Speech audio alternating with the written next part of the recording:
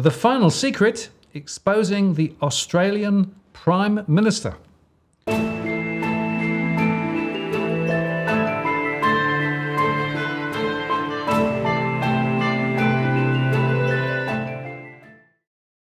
Martin North, John Adams, in the interest of the people. Hi, John. Hello, sir. Well, here we are.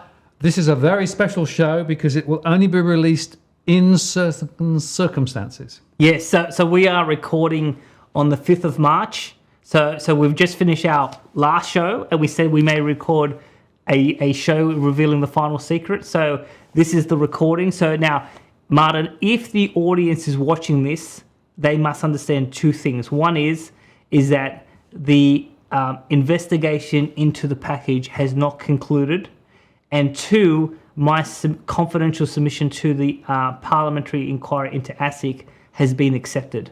So these are the two conditions in which we'll release this show. So if you're watching this show, and hopefully, we're going to release the show sometime in March, you'll be able to understand that the investigation is still live and that the confidential submission has been accepted by the inquiry. Now, Martin, there's a few things I want to get into this, because obviously the title is The Final Secret of the Australian Prime Minister. I mean, this is a very big show. But now, the one thing I'll say, Martin, is that the audience who has followed me on social media, but also in terms of this show, have, in some regards, not everyone, but a lot of people have been extremely frustrated with this whole series of shows. I've been called numerous things: a liar, a fraudster, a grifter, all sorts of things like that. And the reason why, Martin, is that people, they want to believe that we're telling the truth, we're telling something real, but they want to know the answer as soon as possible. And we've been wanting to, well, at least for me, I'll speak for myself, I've been wanting to tell the public about what's really going on for a very long time. But once you actually understand how the legal system works, there are things that you cannot say, and for two critical reasons, Martin. One is, if you make an allegation, a serious allegation against an individual or an organisation or a company, and you can't prove it categorically, they can sue you and they can run you up into legal bills in the hundreds of thousands of dollars. The reality of Australia is very different to the United States. The United States, even though they have defamation laws and civil libel laws, with the First Amendment, they have much more freedom to say and do things beyond what we can in Australia. So when I've spoken to lawyers about what can I say, what can't I say, pretty much they've said, I can't name the organisation, I can't name the individuals, I can't really get into in terms of the detail of what I've alleged to ASIC, because that's likely to trigger some sort of lawsuit against me, and that could cost me a lot of money. And obviously, it's just, I mean, for me, I have dependents, so I've got to put them there in their interest first. So that's one of the reasons why I think it's that, like, I can't talk about it. The other reason is that because ASIC has confirmed to me that there is a ongoing investigation, it is actually a criminal offence to interfere or to obstruct or to influence in some untoward way an official investigation by the government. So people have said to me, there are some things you can say, there are some things you shouldn't say, because if ASIC takes, if I say the wrong thing, it's going to give ASIC the pretext to do something which I probably don't want them to do. And even though we've been going hard against them, again, there's ways to do this in a way that you can operate within the rules. My big saying, Martin, is you've got to operate within the rules, but push those rules hard. And so that's what I've been trying to do along this journey. I mean, there is an issue that has been plaguing me for some time, and here's the crux of the matter. I have a barrister who used to work at ASIC. He used to be a successful investigator at ASIC. In terms of investigating this package, according to my barrister, and he has both Australian and international experience in investigating, corporate fraud, criminal activity, that sort of stuff. his view is that this should have been wrapped up within 4 weeks. Like, in terms of getting to the essence of what's going on, and then actually rushing off to court, and actually starting to the ball rolling. Here we are after 9 months, and nothing has happened.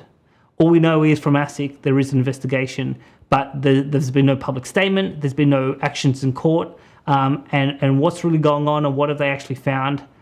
That's what I don't know. I know that they've spoken to certain people, and I know some of what those certain people have said. I've had the chance to speak to the investigators a couple of times, but I have, so they've had my package for 11 months. This criminal investigation has been going on as of now, the 5th of March, for 9 months. They've had enough time, and it's stalled. So the question is, why are they taking forever to get to the heart of my set of allegations? And so it's either they're sitting on it, on purpose, or someone's told them not to pursue it, and they haven't closed the investigation, or it's taking a lot more time than what I and my team thinks that it should take. So we don't know why it's stalling, but it seems to us that it's stalling. And so now the issue at hand is that the Prime Minister, Mr. Albanese, has an association, and we don't know. I don't know. I can't say factually what sort of association with these individuals in this company that I have made allegations to in terms of ASIC, and that ASIC is investigating. Now, on the 22nd of July of 2022, I had a meeting with the ASIC investigators who are investigating the package with a member of my team. In that meeting, I showed the investigators a series of pictures involving the now Prime Minister, Anthony Albanese. And I said at that meeting that there were witnesses as part of my investigation who knew about the relationship or association between the Prime Minister and the people that I've made allegations against, and they were concerned that, given that Albanese is the Prime Minister, that may have an impact in both reality as well as in perception of how the investigation may go. So now that happened in July of last year, where I showed pictures, and I should say these pictures were these were things that happened before the 2022 federal election. Mm-hmm. Now, the one thing, so the big secret that I can reveal in this show is that during the last 9 months, so from July, so we can't be precise, because if we're precise to the day, we're going to give it away. But from July of 2022 to March of 2023, as Prime Minister, the Prime Minister has been filmed and photographed with said individuals who are linked to the package, and he has made a number of positive statements about said company and said individuals. Now, the problem with this, Martin, is, and this is the real big scandal, is that this is potentially the first time in Australian history where the Prime Minister has effectively given a explicit seal of approval, if I could use that terminology, at the same time that said individuals are under criminal investigation by the Prime Minister's government. Never, to the best of my knowledge, never happened before, and some of the people who advised me, who have worked at ASIC for many decades, think that this is an unprecedented situation. And so that's what I spoke to the Parliament about in my confidential submission. Now, in that confidential submission, I'll go through everything. We name the names, we name the companies, we provide all the photographs of the Prime Minister, we give the Prime Minister's own words about what he said. And this is the question that I say to Parliament. ASIC won't tell me what's going on. They're taking longer than what they should to investigate these series of allegations. Why is it taking so long? Is it because they're doing a professional job and there is more to the case than what we allege, but we went through this quite detailed to produce 600 pages? Or has politics in one form or another influenced the investigation? Because for a prime minister to endorse a company and set individuals while under a criminal investigation, that's an extraordinary signal to investigators to potentially not do a professional, independent job. Now, two aspects, if I can say, Martin, on this is, the first thing is that this issue has been, I've raised this confidentially in private with various members of parliament. So the first thing that people would say to me is, well, he may not have been told there's an investigation. Now, that's possible, but there's two problems with that. The first one is that the tax office, the Australian Tax Office, has been going after said individuals for many years, and some of that detail is very public, and there is ongoing litigation by the tax office against said individuals and obviously different companies. So there is no way that the Prime Minister could not have known about the tax office's issues related to this company, and again, along the fraud angle, very, very serious things that the tax office is looking at, and that's not defamatory. That's all on the public record, but I won't name said individuals or companies. So the tax office is one thing, but here's the second issue: is that it's been many months. The government has not made any clarifying statements. The Prime Minister has made no statements to clarify the public record, and ASIC has said nothing. So we have the members of the public, given that this is to show the interest of the people, who are still engaging in commercial transactions, and no one has warned them to say, well, if you were some way directly or indirectly influenced by the Prime Minister's words and appearances, maybe you shouldn't pay that close of attention to that set of words and those appearances, or maybe you should discard what the Prime Minister said. So the fact that there's been no attempt by the government or the Prime Minister to clarify the public record, and people are still walking around in this country completely in the dark, that is of deep concern to me. And again, if what I've alleged, if this is complete fantasy that John Adams made up, one is they could have knocked it back and not commenced an investigation, but we thought we had very solid evidence to get the investigation going. But once you start investigating, you quickly realize, is there something to this or not? And here we are after 9 months, and ASIC in writing confirms to me there is still an investigation.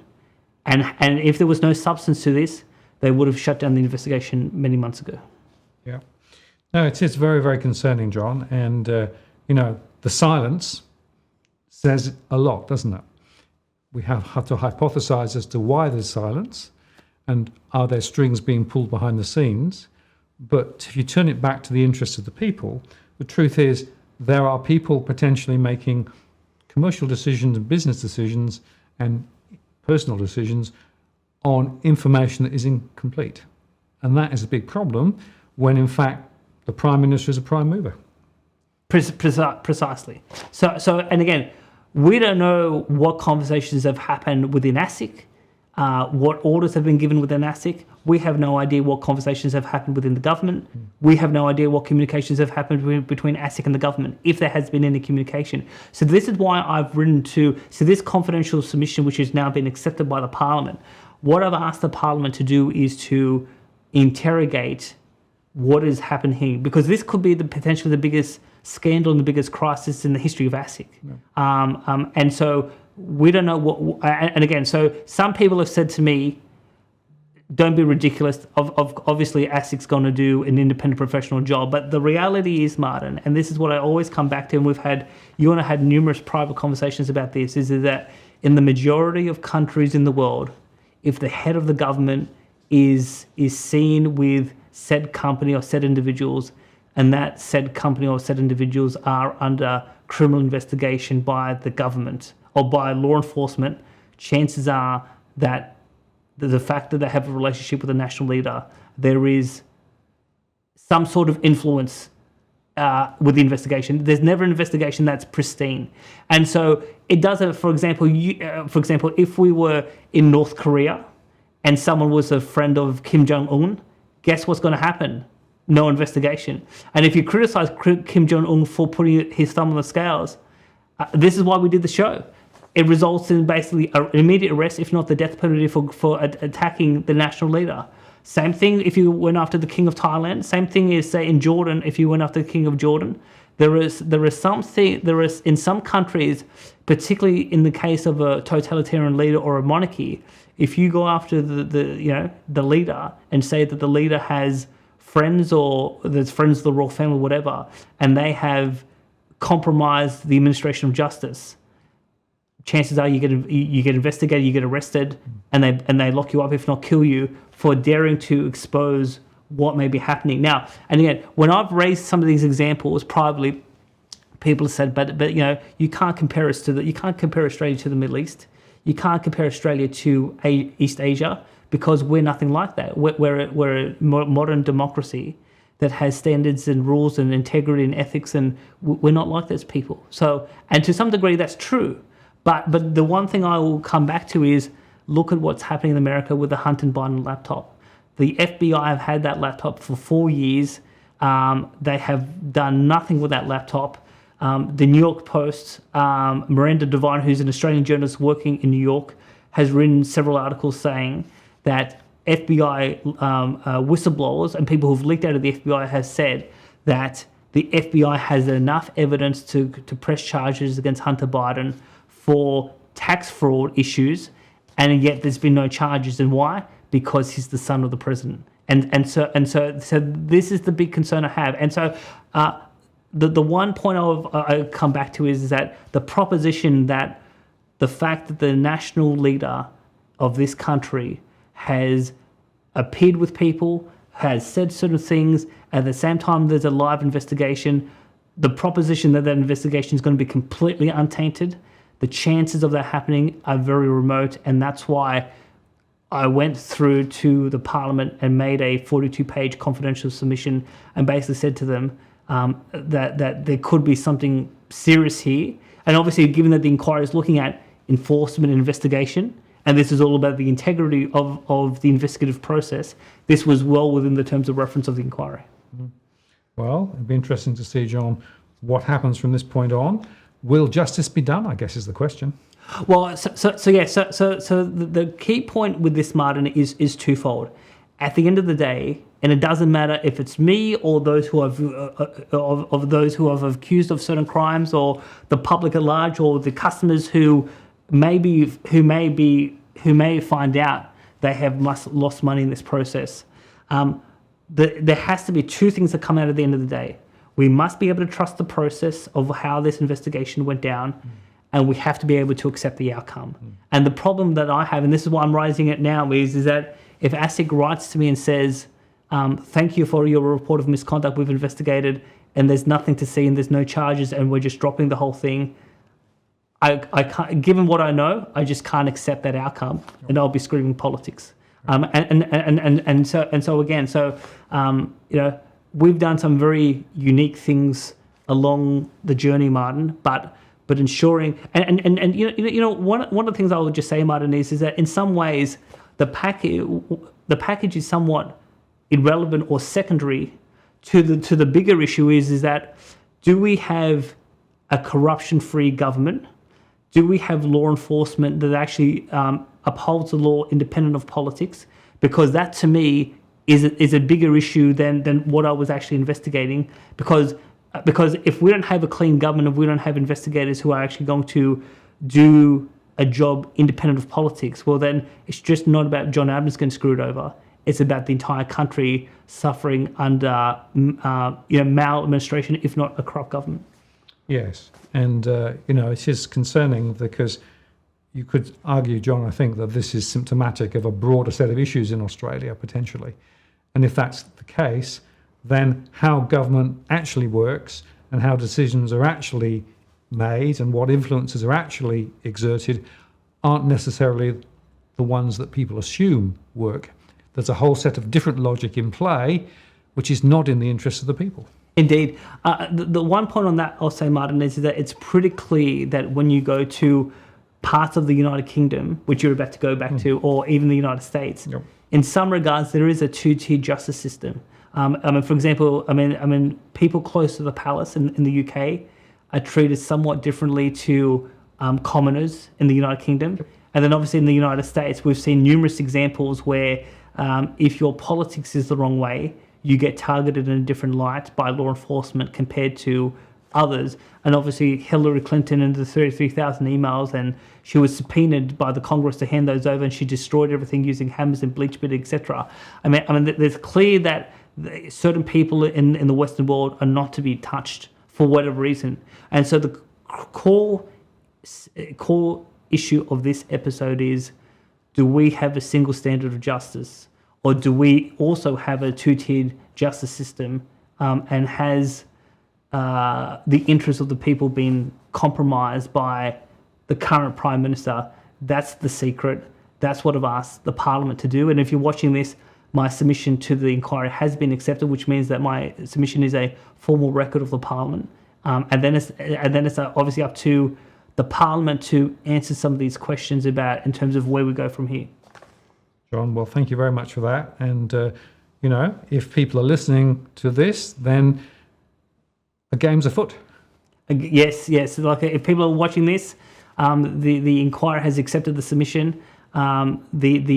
Hopefully at some point I'll be called in to show documents and reveal all that I know, and then it's really up to the politicians who are to the 6 senators and whether and how the senators will go about doing their job. That's going to be obviously a very big and important question as we go forward in the process. Yeah, it is at the heart of the interests of the people, John. Well done, and a very fitting way to tie the ribbons on the current phase of interest of the people. Yes. Martin North, John Adams, in the interest of the people, forever.